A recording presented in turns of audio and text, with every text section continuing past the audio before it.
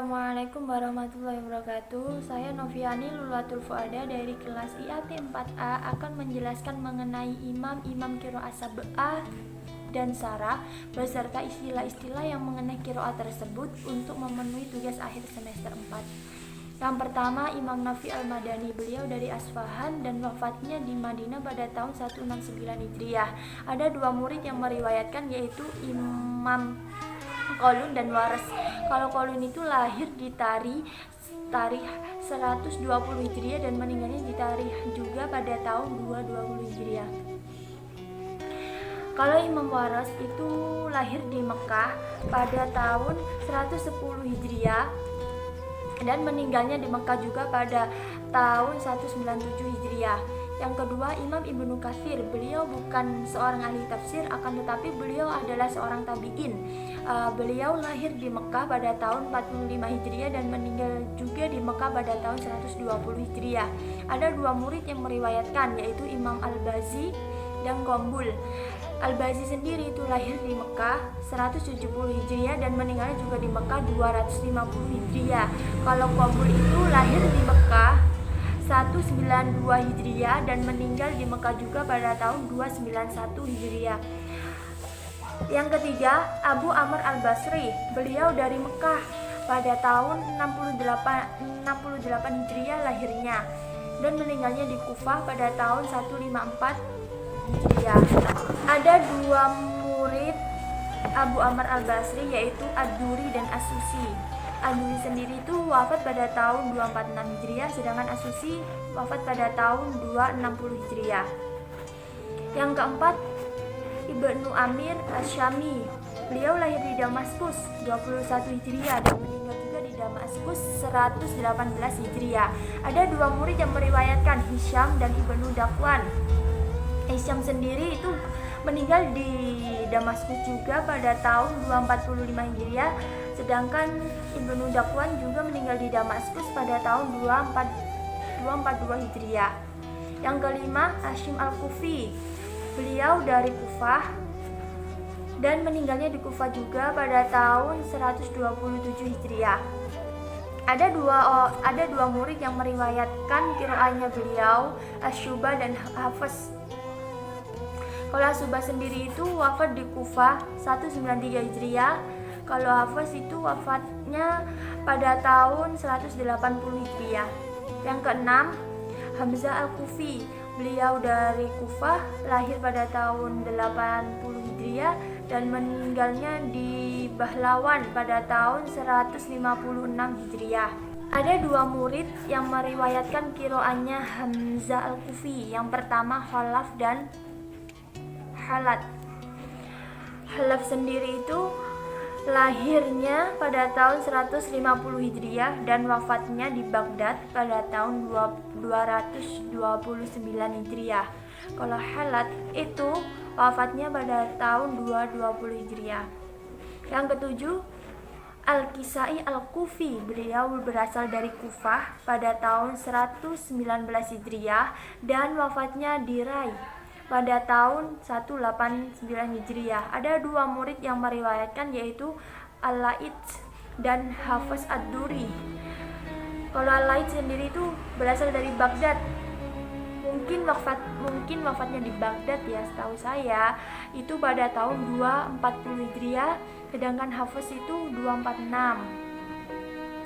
Yang kedelapan, Abu Ja'far Al-Madani. Beliau dari Madinah 35 Hijriah dan dua murid yang meriwayatkan, Isa Ibnu Wardan dan Ibnu Jamas. Isa sendiri itu wafatnya di Madinah pada tahun 160 Hijriah dan Ibnu Jamas itu wafatnya di Madinah juga pada tahun 170 Hijriah. Yang selanjutnya, Ya'qub Al-Basri. Itu berasal dari Basroh 130 Hijriah dan wafatnya di Basroh juga 25 Hijriah. Ada dua murid yang meriwayatkan. Yang pertama, Ruwais. Itu wafatnya di Basroh pada tahun 238 Hijriah. Yang kedua, Ra'ub. Beliau wafat pada tahun 238 Hijriah. Yang terakhir, yaitu Halas al-Asyr. Beliau lahir 150 Hijriah dan wafatnya 229 Hijriah. Ada dua murid yang meriwayatkan, Ishaq dan Idris. Beliau wafat pada tahun 286 dan Idris sendiri itu wafat pada tahun 292 Hijriah. Kemudian adalah istilah-istilah yang ada di qiraah. Yang pertama adalah qiraat. Qiraat adalah perbedaan pengucapan lafal di Al-Quran, baik itu huruf, pelafalan huruf atau menyangkut huruf tersebut. Yang kedua itu rawi. Rawi ialah seorang yang sudah mengambil qiraah dari tujuh imam tersebut. Yang ketiga itu tarikh. Tarikh itu jalan periwayatan dari murid ke gurunya. Yang keempat kaidah usul. Kaidah usul itu menyangkut mengenai sebuah alat atau wasilah tersebut itu dihubungkan kesimpulan hukum syar'i. Yang kelima farsi. Farsi itu adalah aplikasi dari kaidah-kaidah yang ada di dalam bacaan Al-Quran tersebut. Yang keenam itu raum. Raum adalah pengucapan suatu huruf setengah harokat. Yang ketujuh itu isbah. Isbah adalah harokat dakil. Yang kedelapan itu tawasud. Tawasud itu adalah sikap tengah-tengah antara sikap keras dengan sikap bebas. Yang kesembilan itu hasr. Hasr itu menurut bahasa adalah menahan atau melarang, mengkhususkan dari yang lainnya dengan menggunakan adat atau cara tertentu. Yang ke-10 imalah sughra. Di sini imalah yang dimaksudkan adalah wasol di kalimat atau lafal yang lain. Kalau kubro itu berhenti di kalimat tersebut. Yang ke-12 ismam, mencampurkan, yaitu di sini mencampurkan dhammah dengan sukun dengan mengoncongkan bibirnya. Yang ke-13 sakta, berhenti sejenak tanpa bernapas. Yang ke-14 ikhlas, yaitu mempercepat bacaan. Yang ke-15 idgham shaghir, yaitu dimana huruf sukun yang pertama dan yang kedua itu berharokat. Kalau idgham kabir itu yang sama-sama keduanya itu sama-sama berharokat. Sila mim jamak. Sila mim jamak itu adalah menunjukkan jamak mudzakkar dan jamak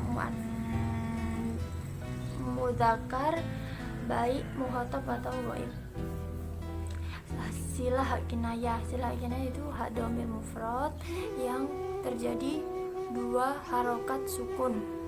Yang ke-19 tashil, yaitu hamzah yang pertama dibaca tarkik atau jelas dan pendek, sedangkan hamzah yang kedua dibaca tashil bacanya antara hamzah dan alif.